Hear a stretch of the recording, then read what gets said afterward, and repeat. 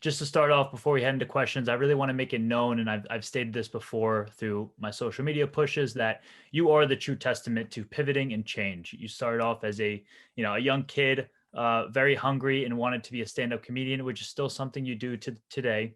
But then you turned into an actor, and you landed some roles on some great shows and so forth.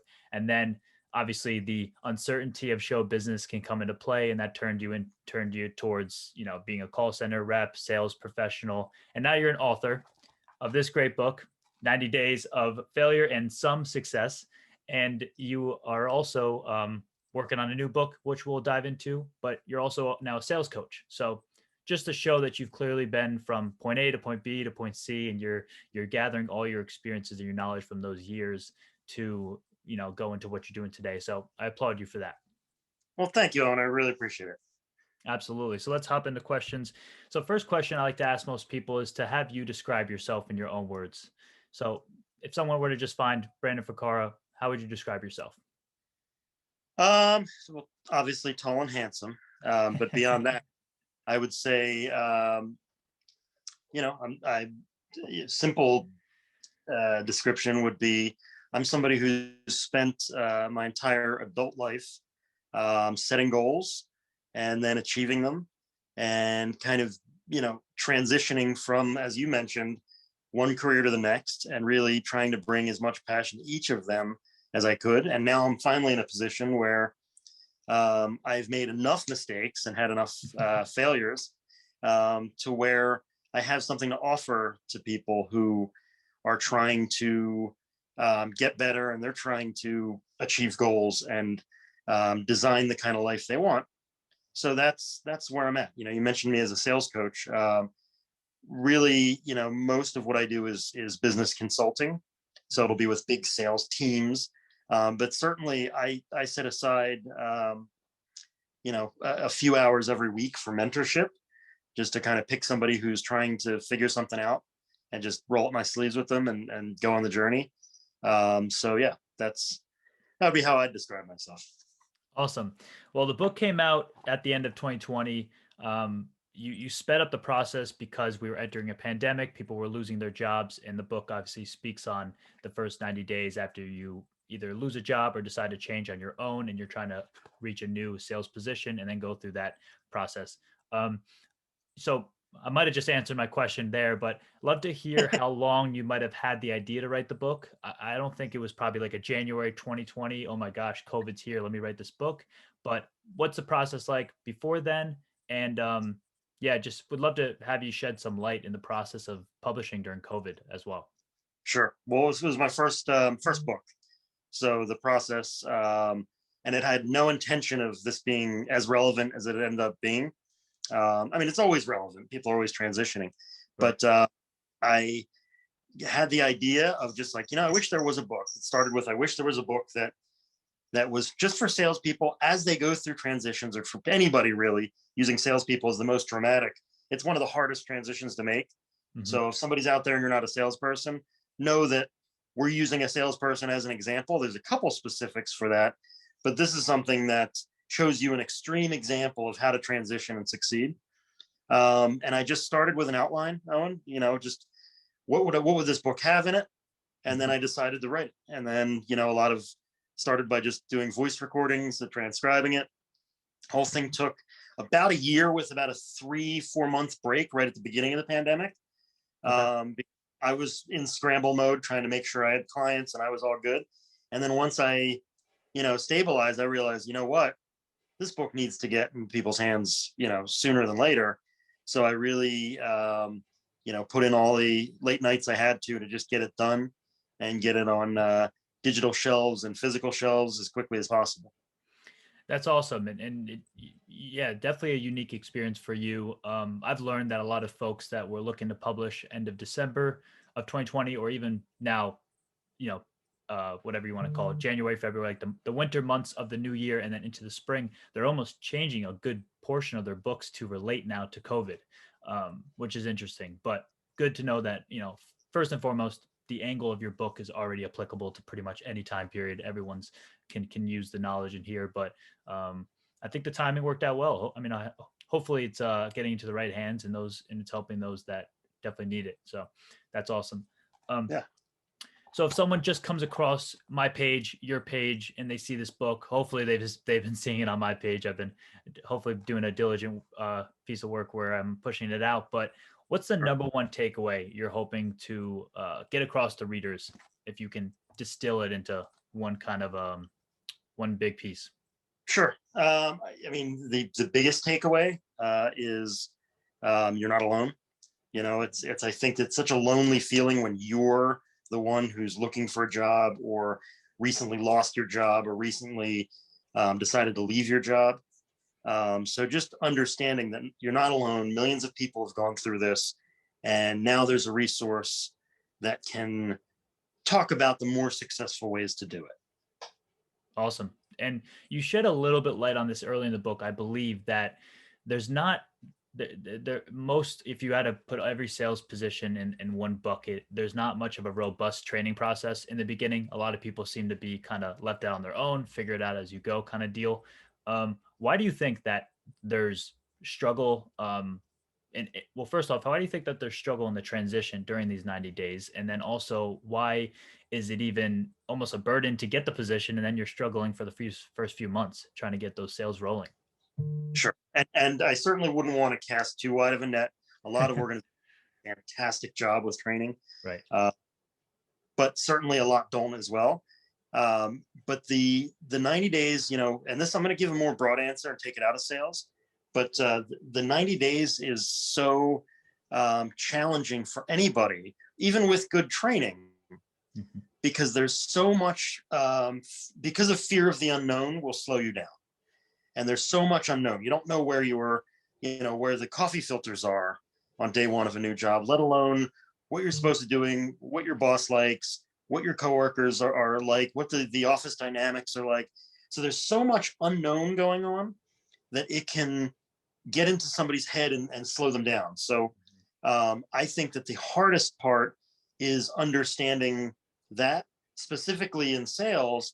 Sales has a lot of high turnover. So a lot of times the management teams, depending upon the organization, will, they don't provide as much they don't put as much investment into each new person. And this isn't successful organizations for the most part, but it still covers a lot of the sales jobs out there. So their thought is, we're going to bring people in and they're going to sink or swim. And the ones who swim will stay, and the ones who sink will replace. Which, not the best strategy long term. The companies who are doing that, you should hire me to consult. I can fix it. But it is the reality. So salespeople, as much or more than anyone else, need to understand how to become self-reliant, and how to take their success, instead of showing up and saying, well, you didn't provide me that as your reason for it not working out, is you have to take full ownership of your success and failure. Is going to depend on what you do. If you don't know enough, you have to learn it, and really putting the onus on yourself.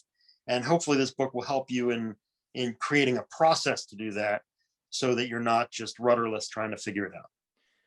Definitely. And you bring up a lot of good points there. A lot of success principles that I've been able to obtain throughout my short life. And one of them is being able to take full responsibility for everything that goes on. And even if, life hits you in the face, I mean, it's hitting everyone in the face left and right. And especially 2020, it collectively got all of us good.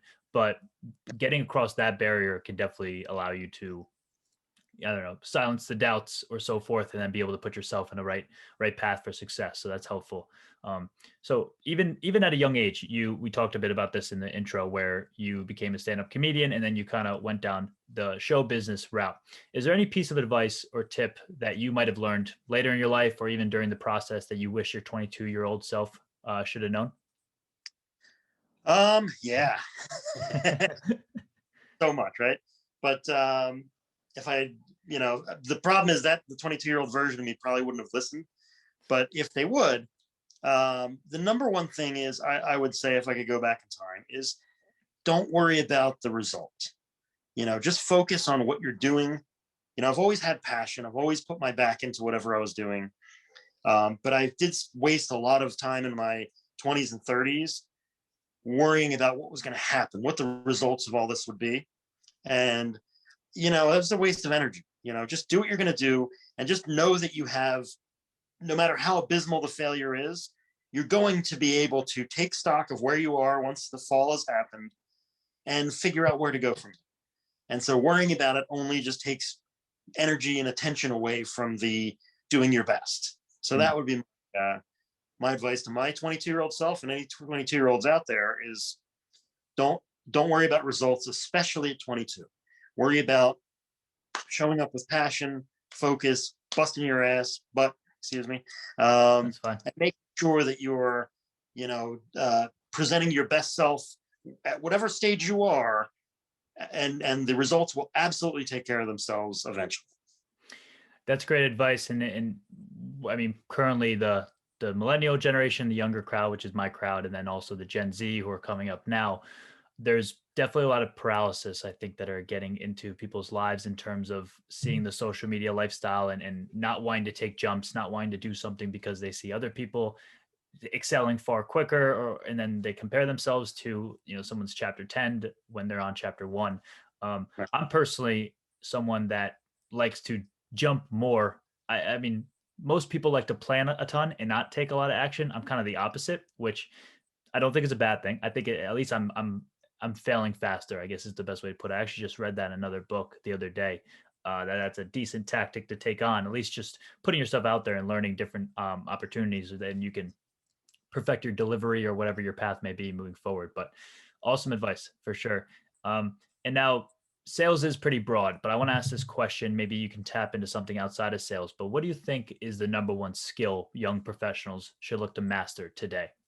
And I'm glad you, because this one, this is definitely not it certainly is a sales answer, but it is an everybody answer. I think that the most important thing for a young professional, somebody just out of college, that is not really focused on in any educational ladder, is emotional intelligence. I think that is the hardest. From a physiological standpoint, your prefrontal cortex, right, your emotional part of your brain, is still growing at that point, and it's still kind of all over the place. And so at least having an understanding of emotional intelligence, and then having it something that you focus on, will help you mature faster in a professional setting. And it will help you get opportunities faster, because a lot of employers and leaders love the enthusiasm a young person brings, but there's always that wild card of, can they emotionally handle the stress, when things go wrong, interpersonal relationships. And emotional intelligence is it's the sneakiest way to make a lot of money in this world, is to focus on your emotional intelligence. That's powerful. And again, I can keep tying back to the Generation Z folks, because of social media, there's a lot of false personas. So people almost don't know who they are. And for me, I struggled with this as well, just being a younger guy. But honestly, COVID served me the best, because I did such self-reflection, and I dove deep into myself and really tried to figure out, what the heck was I doing? What did I just do the past 6 years? And what am I going to do now? And what are my strengths and so forth. But yeah, that's effective. And I think when you have a good grasp on self-awareness and emotional intelligence, it shows, and it could speak louder than your words. And, people will resonate with that, and hopefully it will allow you to excel. But that's helpful advice, definitely for the young professional. And can I throw something in real quick? Because you mentioned Gen Z and millennials a little bit. Yeah. And I'm a loud and proud Gen Xer. But the trend of bashing millennials and the Gen Z is, to me, I really think it's divisive. I think it's bad. And I can tell you from my experience, I haven't worked with a lot of Gen Zs, but I have a stepdaughter who's about to graduate college. And she's so capable and so hardworking and so good at things. The millennials that I've worked with in a bunch of different organizations are so impressive in so many ways. Look, you're always going to have, if you have enough people, some are going to suck. Like, that's, absolute, right? However, if you look at it as a whole, I think It's just the worst rap, and I think it's coming from people who haven't done a good enough job in meeting the needs of the next generation and communicating on that level, because things are evolving. And I think that the Gen Z and the millennials have a great attitude in so many ways. So I'll leave it that. I just wanted to throw that out there, and I'll get off the soapbox now.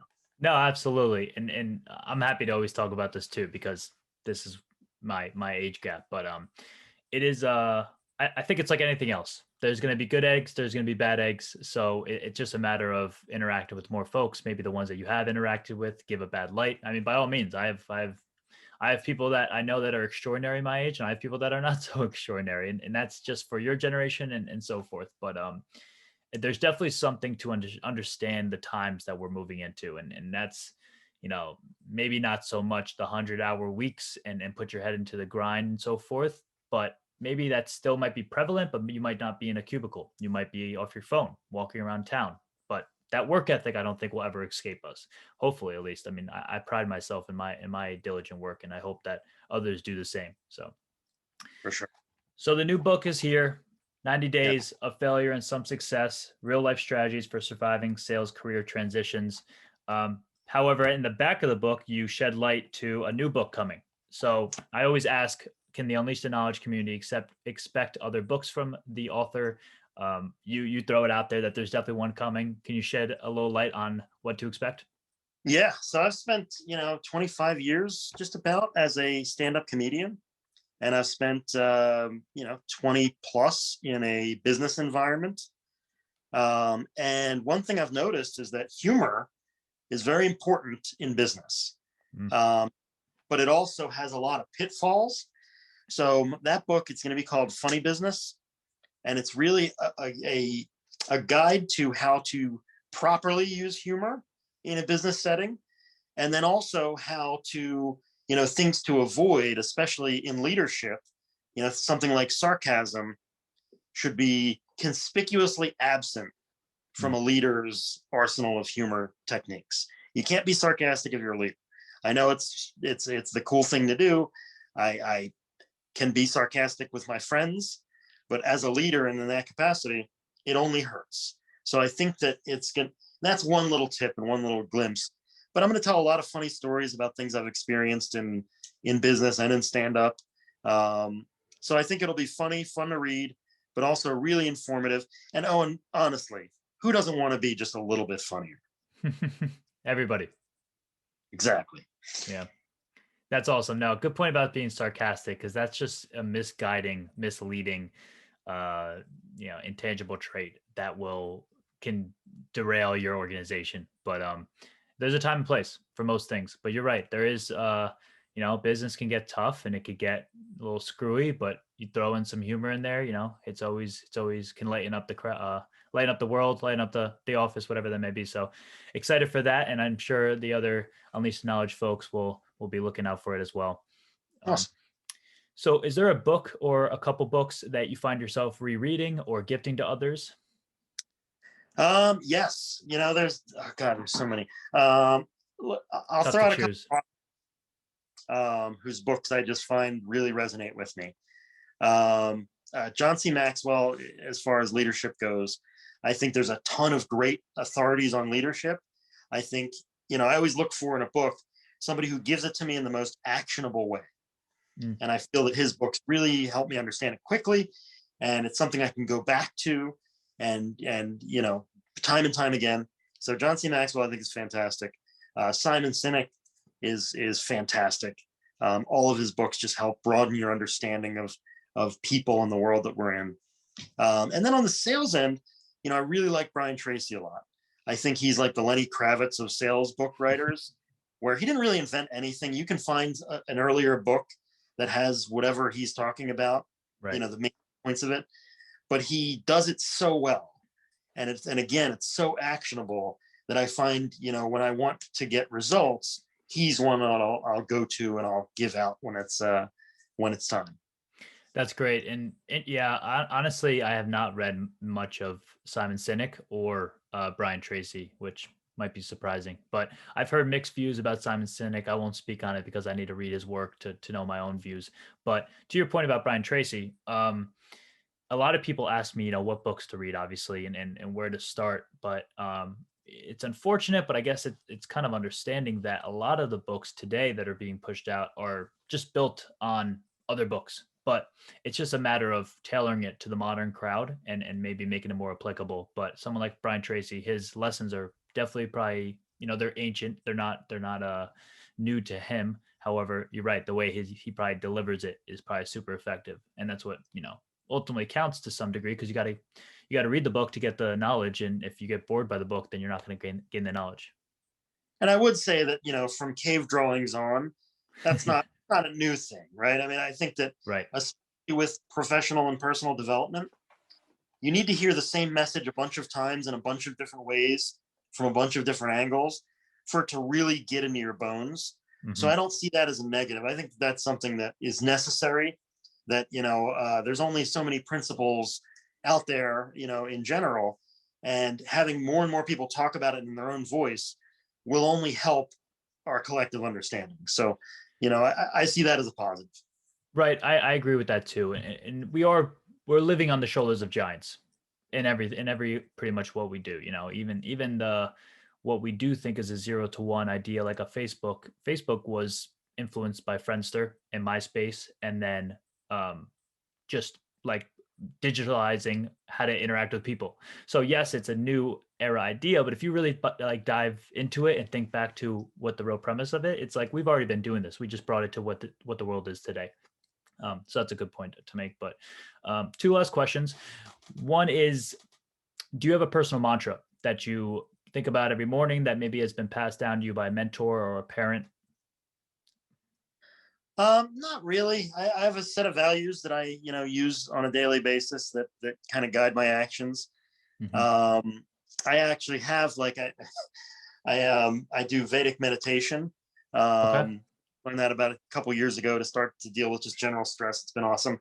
So there's a mantra there, but that's not the kind of mantra I think you're looking for. Nothing that you could stitch on a pillow, I guess, for me. But certainly, I'm very clear on what my values are, and I find that I go back to them time and again each day with decisions I have to make. Awesome. Can you shed light to one of them? Yeah, I can shed. Yeah, my family's happiness comes first. Mhm. So I always help people who are putting in the effort to help themselves. I believe people deserve my honesty. So even when it's hard, I'm honest with people, for good or for bad, and a couple more, But that's Great. a few that help me in just deciding, where to point my sails. Awesome. And last question, Brandon, what is your definition of extraordinary? I love that question, and I love that word, because it's got ordinary in it, right? And it's a reminder to me, and I don't know if there's a good definition, but it's a reminder to me that being special and doing more and achieving things doesn't mean being brilliant and genius and having all these, superpowers. It really means just taking what's ordinary, what you know to do, and then doing it, with more focus, with more effort, with more intention, with more passion. So to me, that word always makes me feel like anyone can be extraordinary. As long as you understand ordinary, just do that better. That's uh, awesome. I love I'm glad you said that, because that literally speaks to the name of this podcast, that we all have this ability to reach the highest of heights or whatever that may be. And that could be raising a great family and working a great job. I'm not talking they to be the next Elon Musk or Jeff Bezos or anything like that. But yeah, you're right. It's a matter of just doing what you're good at, or what makes you unique, and putting that extra effort into it. So that's great. But Brandon, I appreciate your time. Thanks for being on the show. it. We'll keep getting the book out. And where can I send listeners in the audience to learn more about you? You can go to my Facebook or Instagram, Brandon Ficara on both. I have a group for people who are like-minded people, or trying to be successful and supportive, called the Happiness Grind. It's a Facebook group. So also, if you want to interact with me, that's a great place to do it as well. But yeah, find me wherever, and certainly if and when they read the book, review it on Amazon or wherever you get it.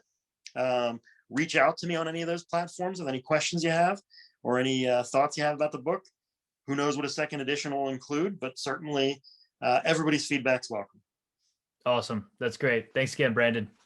Thank you, Owen, so much for having me.